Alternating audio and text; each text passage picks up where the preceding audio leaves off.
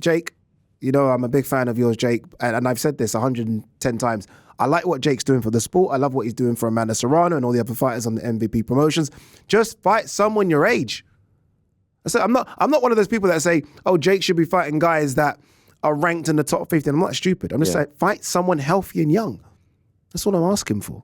Age and size is what people want, because Mike Perry was around the same age as well, and that was his last, but not necessarily his size. How old's Mike Perry? Mike Perry nearly no. Mid-30s? 33-ish. Okay, cool. Something like that. But I think what people want is age, size, boxer, not MMA fighter. And we saw that once. We've seen it once, and it wasn't a very good fight. It wasn't a great fight. We've seen it once, and that was Tommy Fury. And so the people that are asking for this, because we have a debate on my show with New York Rick, he's the one who always leads this charge saying, you know, I don't care about Jake Paul, the boxer. I don't care about Jake Paul versus Ryan Borland or Andre August. Like those fights, no one watched those fights. Yeah. No, like they were barely a blip on the radar. I like the kind of, if you like, spectacle type thing. But Mike was too far. Mike was too far. And look, I get it. Mike's numbers, and you said the numbers there, 108 million. I get what Mike does. It pushes the needle. And you messaged me about Mike saying, in terms of sort of a person to speak to and watch, he is the most intriguing person probably alive right now. And I get all those things. So I get why he went for a Mike type. But there must be younger versions of that. There are. The younger versions of that. Floyd's probably too small. Yeah. But Floyd's one. Conor maybe. Conor now, who looks around 200 pounds, that's one. Conor's young. Floyd's youngish. That's When you're saying Conor, you mean Conor McGregor? Conor McGregor. Yeah. Apologies, yeah. Certainly not Conor Benn. Yeah, I mean, you never know. He'll take the fight. That's more like it. And I don't think people would be mad at that. I think people are just mad that you fought a 58-year-old. Dude, 58. Dude. No, 100%. 58. I don't want to see that again. Okay. And I've said it a million times when Nikisa Badarian, co-founder of MVP, told me about this on the phone. I was like, what? You guys I thought you were going down like the traditional sort of boring boxing route. You're going to fight, you know, guys who you fight when you have 9, 10 fights on your resume. And then you say you want a belt. Well, you have to beat those guys to get to a belt. But here's the thing. No one that's complaining about this, A, knows who Jai Opetaia is, or B, is even watching Jake Paul versus Jai Opetaia, because to them, Jai Opetaia is the same as Ryan Borland, right? Yeah, I get you. You know what I mean? Yeah. And so the question then is, if you're MVP, if you're Jake, if you're Nikisa, what do you do? Like if you're Nikisa right now and you're sitting down with Jake, you're in Puerto Rico, okay, what's the next move? How do we not necessarily top 108 million, but how do we then use this to then cross over another bridge? Well, he's kind of played around with both, hasn't he? Yeah. Because again, he's fought the quote-unquote professional boxers, and they'll look at the numbers and they're like, okay, these just do not tick the box. And then he's fought the MMA guys or former NBA players, and they've done well. So there needs to stay down that route. But he also says he wants to become a world champion. So I don't know how you shuffle this. I don't know what you do. How do you juggle I feel like he's taken his foot off that particular gas and has now Really? I don't feel like it's a thing he talks about as much. Here's what I believe right now, and I'd love to get your take on this. And please let me preface this by saying it's not something I'm campaigning for or necessarily think should be next. But I really do believe that the Canelo fight is a real thing. A real thing. I'm not talking about, like, I wouldn't... A real thing when? Very soon. I think it is. Like, well, no, you need to. You need more. I would not be shocked in 2025 if that's a fight that happens. Crazy. You're crazy. Okay. Absolutely crazy. Absolutely crazy. You don't think Jake wants it? No. What? Jake would want Canelo? Absolutely. No. What Jake would want have we not seen the back catalogue of dangerous people that he's fought and the age of them? To him, you think it's he's a bucket list. Canelo? It's a bucket list. Plus, he'll have the size advantage. Canelo will whoop him. Doesn't matter. No, Most likely. No. But no, there's a whooping and there's hurting him.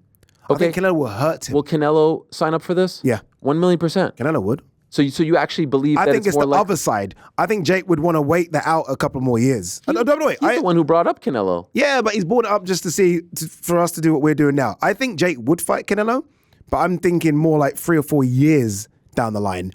I don't think he fight 2020 next year. Canelo?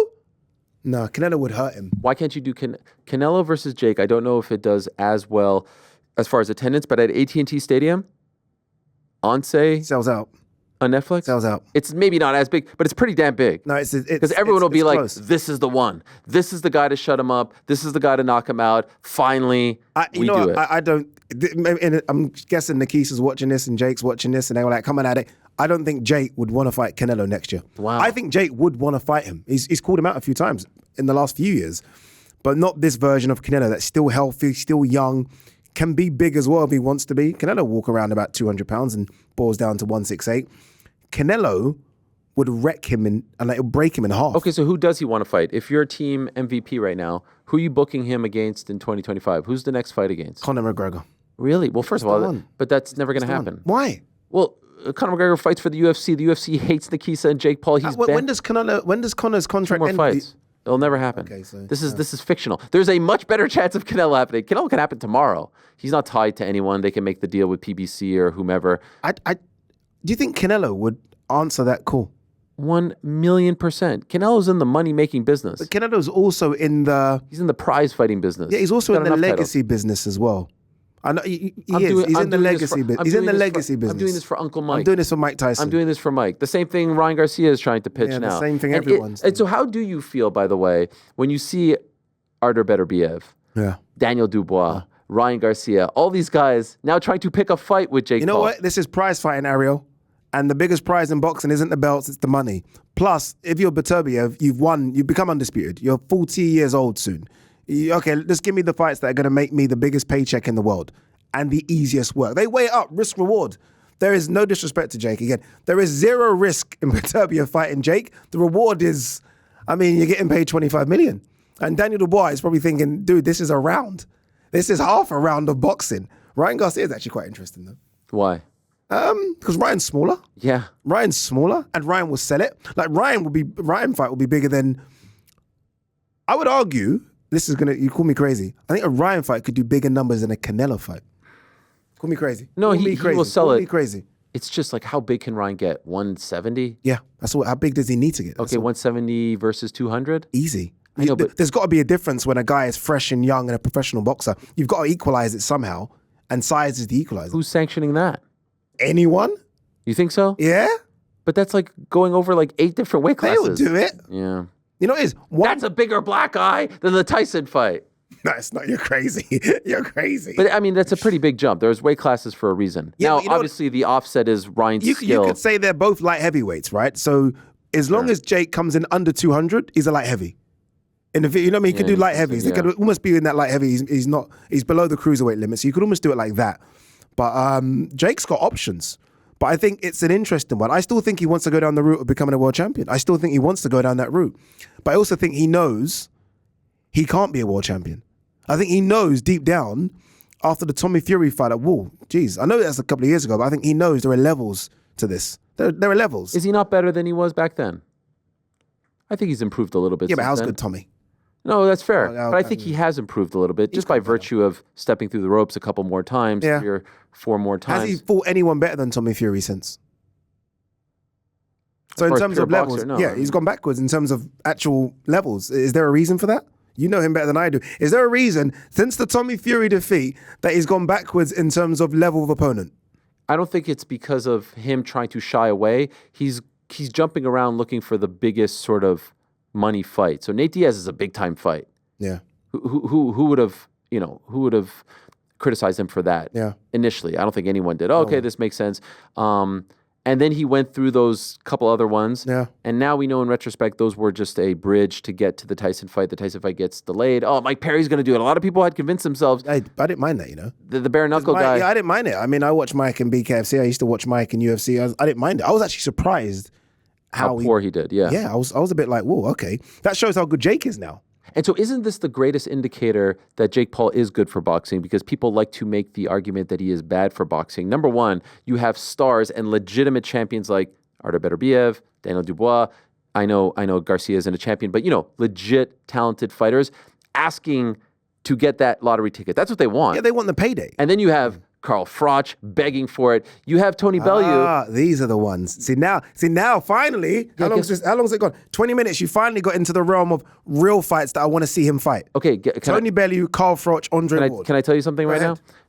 Tony Bellew, and I like Tony a lot. One side of his mouth says, this is a sham. Other side of his mouth took a payday to fly from the UK to Texas to sit there for 1 minute of camera time. Guess what? The betting company that paid him ain't paying him to crash any other press conference. So you have to at least acknowledge that you are all trying to take from him. Now the other thing is him being good for boxing. I mean, and boxers. Okay, and the other thing is, much love, Tony. Much love. He was sitting there. I was doing the press conference. Not a soul knew who he was. And in America, in Texas. They didn't know who he was? Tony Bellew? He was in Creed. Yeah, okay. Two Creed movies. They probably know him more from that than his actual fighting days that he fought Usyk. The point is, Tony Bellew versus Carl Froch does nothing, or Carl Froch do nothing in America. You acknowledge that, yes? Okay. Come on. Carl Froch. Okay, Andre Ward. Andre Ward is a fantastic fight. Would he fight Andre Ward, do you think? Jake? Yeah. I know Andre would do it. Would Jake fight Andre Ward? 7 years out of the ring. He's an old man now. He's in his 40s, I believe. He's not. He's an old man. He is in tip-top shape. Yeah, but he's old. Yeah. But would he fight Andre Ward? Maybe down the line. Here's the thing. Does Andre bring the juice? Does he bring the heat? Bring some juice. I love Andre. Some heat. I think brings more heat than Brandon, whatever that guy's name he fought. Who's the guy that he fought? The boxer. That Ryan Borland. It brings more heat than him. Yeah, of course, but those were just like cupcake fights. Okay. I think people would respect Jake so much. And by the way, I respect Jake, by the way. I just want to get that out there. I think they would respect him so much if he were to fight Andre Ward. More so than Canelo. Because the general public knows Canelo way more. You know, Canelo's easy. You know why? It's a win-win. Because he's smaller. No, it's a win-win because everyone expects you to get knocked out completely in the first couple of rounds by Canelo, as would happen. With Andre Ward, because he has been retired for so long and Jake's a lot bigger, you never know.